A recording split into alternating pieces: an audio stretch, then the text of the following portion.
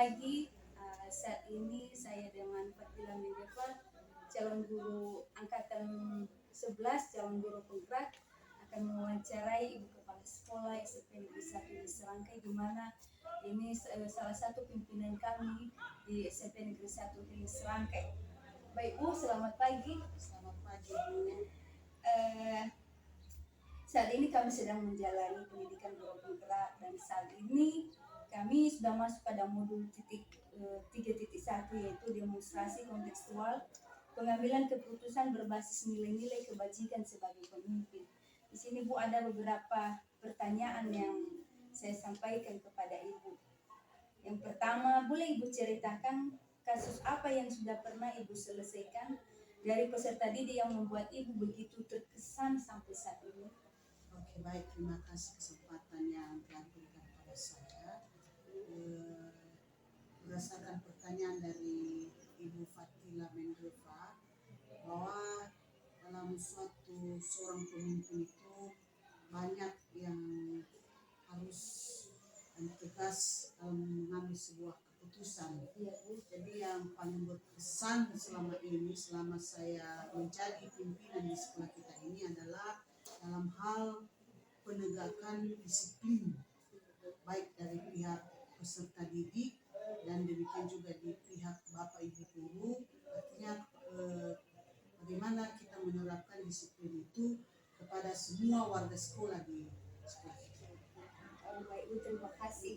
Selanjutnya Bu, selama ini bagaimana Ibu dapat mengidentifikasi kasus-kasus yang merupakan dilema etika atau bujukan moral? Mengambil keputusan itu tidak serta-merta kita mengambil dengan begitu cepat atau secara otomatis, tapi harus bisa kita organisasikan kemana yang ke dilema etika dan ke rujukan moral. Jadi yang masuk ke dilema etika, artinya alasan-alasannya bisa kita terima dengan benar. Tapi kalau memang agak sedikit menyimpang dari yang kita harapkan, maka kita kategorikan kebijakan atau rujukan moral. Baik Bu, terima kasih.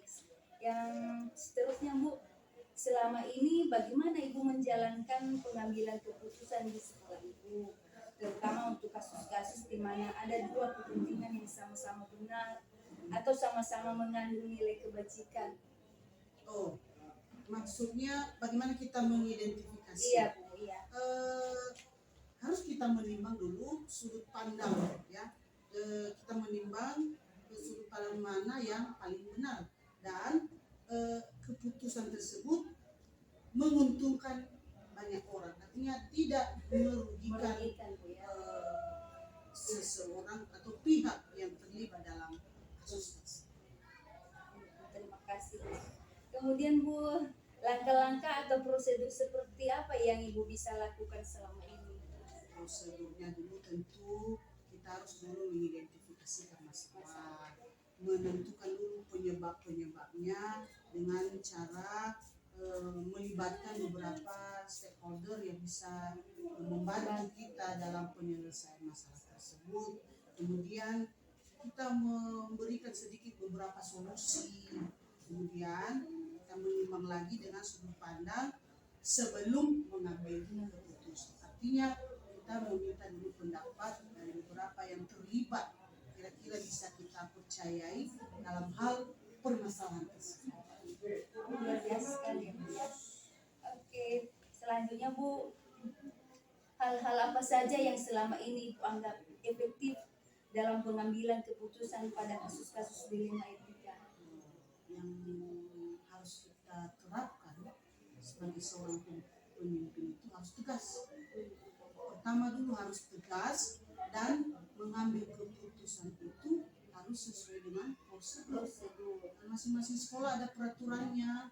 Ketika kita melanggar maka ada konsekuensinya. Tentu kalau sudah diterapkan seperti itu, maka di satu pihak tidak ada yang diuntungkan dan satu pihak tidak ada yang dirugikan. Karena kenapa? karena sudah sesuai dengan prosedur yang berlaku di sekolah kita.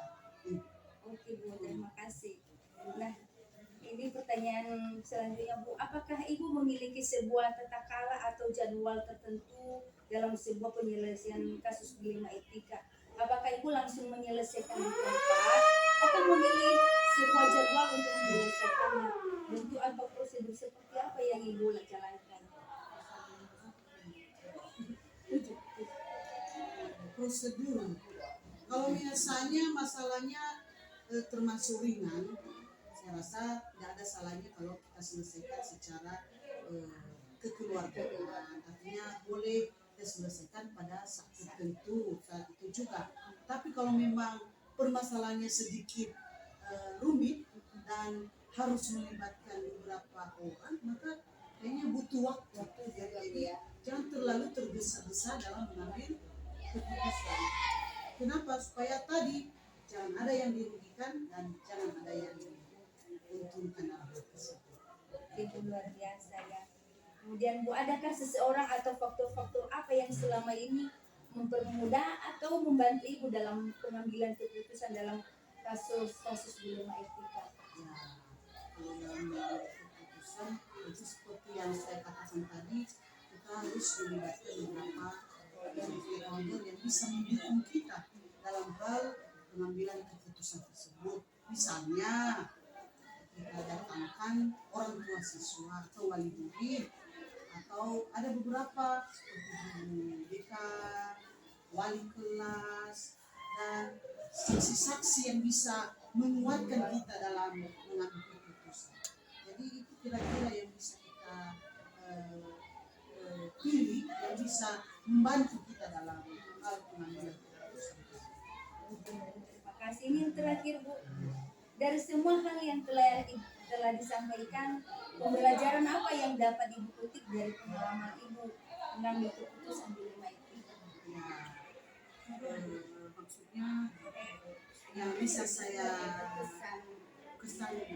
yang bisa saya ambil dalam hal pengambilan keputusan ini, bahwa dalam menyelesaikan sebuah permasalahan itu harus butuh pertimbangan-pertimbangan seperti yang saya katakan tadi. Jangan langsung mengambil keputusan yang dapat merugikan pihak yang lain. Artinya kita harus bisa mengambil solusi yang terbaik. Ya, kita mengambil solusi yang terbaik dan tidak juga merugikan orang lain. Artinya apa yang kita putuskan, apa yang kita laksanakan dapat bermanfaat dan menjadi juga efek jerah bagi pelaku. Artinya kalau sudah dibuat suatu kesalahan, ada suatu efek jerah, artinya ke depan saya tidak mau berbuat lagi. Baik Bu, terima kasih Bu, sungguh luar biasa ya, menjadi atau juga pembelajaran bagi kami sebagai calon guru. Ibu Fatila semangat terus, maju, pantang mundur. Amin Bu ya, luar biasa. Terima kasih Bu ya. Baik Bu, terima kasih.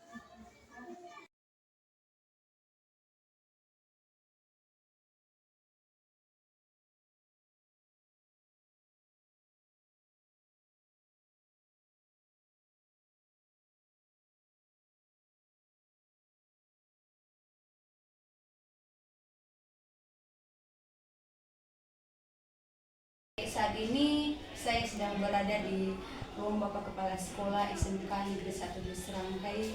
Dalam hal ini Bapak Tommy Mandahai rekan Pak. Saya akan melakukan wawancara kepada beliau terkait dengan pengambilan keputusan yang berbasis nilai-nilai kebajikan sebagai seorang pemimpin. Nah, baik Pak, saya Fatila Deva dari SMP Negeri 1 di Serangkai, calon guru penggerak angkatan 11. Nah, dalam hal ini Pak, ada tugas kami sebagai CGP di modul 3.1 yaitu demonstrasi kontekstual.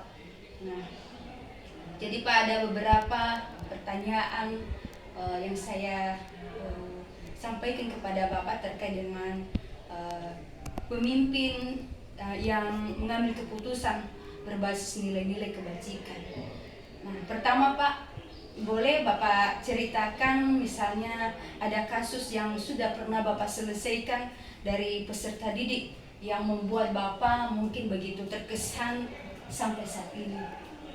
Baik, terima kasih Bu. Jadi untuk hal yang pertama, kasus yang pernah saya selesaikan, Iya Pak. yaitu salah satunya adalah adanya peserta didik yang membuat terkesan yang berkaitan dengan pelanggaran kedisiplinan peserta didik yang masih sulit diterapkan di sekolah Iya Pak. karena pengaruh lingkungan.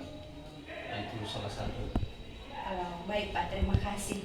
Nah, mungkin selama ini ada kasus-kasus yang Bapak hadapi, dan bagaimana Bapak dapat mengidentifikasi kasus yang merupakan dilema, etika, atau juga rujukan moral? Berdasarkan kasus tersebut, Ya Pak. adanya dilema etika karena harus memutuskan di antara pilihan yang sama-sama memiliki alasan yang masuk akal. Oh, gitu Pak ya. Nah, jadi sehingga mengidentifikasi antara dilema etika dan rujukan moral bisa dilihat dari alasan pembuat keputusan. Oh, Jadi jika ada alasan yang masuk akal dan dibenarkan maka masuk ke dalam dilema etika. Sedangkan jika alasannya tidak sesuai maka masuk ke dalam rujukan moral ya Pak ya. Oh, luar biasa Pak. Lalu Pak, selama ini bagaimana Bapak menjalankan pengambilan keputusan di sekolah Bapak, terutama untuk kasus-kasus di mana ada dua kepentingan yang sama-sama benar atau sama-sama mengandung nilai kebajikan Pak?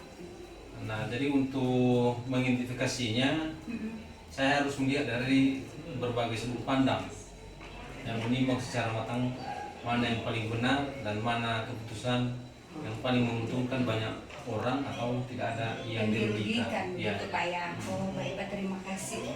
Lalu langkah-langkah atau prosedur seperti apa yang Bapak lakukan selama ini kira-kira? Langkah yang saya lakukan, yang pertama menentukan penyebab permasalahan, kemudian menentukan siapa yang terlibat, menanyakan kepada orang terdekatnya, berdiskusi dengan warga sekolah, membuat beberapa solusi keputusan, menimbang dari berbagai sudut pandang sebelum memutuskan atau mengambil solusi. Pak ya. Baik Pak, terima kasih. Lalu hal-hal apa saja yang selama ini Bapak anggap efektif dalam pengambilan keputusan pada kasus-kasus dilema etika Pak? Nah, jadi saya melakukan analisis kasus, kemudian menentukan solusinya, dan kita sesuaikan dengan peraturan dan norma yang berlaku di sekolah. Oh, begitu. Serta kita kedepankan kepentingan umum dan solusi tersebut bermanfaat bagi banyak orang, terutama untuk siswa. Oh, baik Pak, terima kasih. Nah, selanjutnya Pak, hal-hal apa saja yang selama ini merupakan tantangan dalam pengambilan keputusan pada kasus-kasus dilema etika Pak yang pernah Bapak hadapi? Nah, ini tantangannya untuk mengambil keputusan ini, yaitu salah satunya mengambil keputusan yang terbaik karena keduanya merupakan masalah yang sama-sama benar. Dalam mengambil keputusan harus menguntungkan kedua belah pihak dan tidak merugikan salah satu pihak. Itu kira-kira itu. Oh, begitu kali Pak. Terima kasih Pak. Lanjut Pak, apakah Bapak memiliki sebuah tata cara atau jadwal tertentu dalam sebuah penyelesaian kasus dilema etika ini Pak? Apakah Bapak langsung menyelesaikan di tempat atau memilih sebuah jadwal untuk menyelesaikannya? Bentuk atau prosedur seperti apa juga yang Bapak jalankan? Nah, kalau masalah yang ringan biasanya langsung saya putuskan, saya ambil keputusan. Tapi jika masalah itu agak berat, maka saya melakukan langkah-langkah yang sesuai dengan aturan berlaku. Oke Pak, terima kasih. Adakah seseorang atau faktor-faktor apa yang selama ini mempermudah atau membantu Bapak dalam pengambilan keputusan dalam kasus-kasus dilema etika? Jadi yang mempengaruhi atau faktor yang selama ini mempermudah saya untuk mengambil keputusan adalah saya mengajak warga sekolah yang berkepentingan, yang mempunyai kedekatan personal dengan orang yang mengalami permasalahan. Jadi banyak yang membantu dalam mencari alternatif solusi, jadi bukan hanya saya saja. Oh begitu Iya. Pak ya, berarti ada orang-orang tertentu Iya. ya, stakeholder ya Pak Betul. ya. Oke Pak, terima kasih. Terakhir Pak, dari semua hal yang telah Bapak sampaikan, pembelajaran apa yang dapat Bapak petik dari pengalaman Bapak mengambil keputusan dilema etika ini? Nah, jadi dari beberapa keputusan yang saya ambil terkait dilema etika, Mm-mm. maka saya lebih bijaksana dalam menganalisis sebuah permasalahan untuk dijadikan pertimbangan untuk menentukan solusi yang tepat dan terbaik. Nah, itu kira-kira ya. Oh, baik Pak, terima kasih. Jadi itu Pak dari pengalaman Bapak yang sungguh luar biasa. Baik. Baik Pak, terima kasih. Itu saja mungkin dialog wawancara dari saya calon guru penggerak angkatan 11 sebagai pengalaman atau pembelajaran yang mungkin bisa kami ambil atau bisa kami petik sebagai calon guru penggerak. Terima kasih Pak. Sama-sama.